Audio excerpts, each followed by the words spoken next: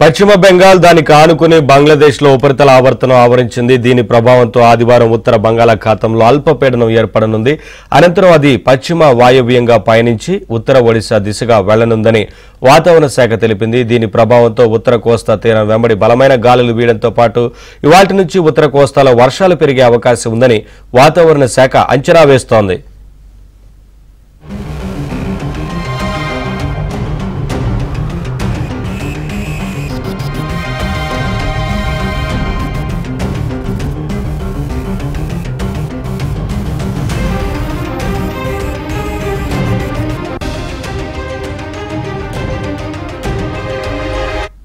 రానున్న 24 గంటల్లో కోస్తా రాయలసీమల్లో చెదురుమదురుగా వర్షాలు కురుస్తాయని వాతావరణ శాఖ తెలిపింది. కాగా సౌరాష్ట్ర ఉత్తర అరేబియా సముద్రంలో ఉపరితల ఆవర్తనం ప్రభావంతో శనివారం కచ్ దానికి ఆనుకుని ఉన్న ప్రాంతాల్లో అల్పపీడనం ఏర్పడింది. దీంతో అరేబియా సముద్రం నుంచి తేమగాలులు వస్తున్నందున ఆది లేదా సోమవారం నైరుతి రుతుపవనాలు దేశంలోని మిగిలిన ప్రాంతాలకు విస్తరించనున్నాయని వాతావరణ నిపుణులు అంచనా వేశారు.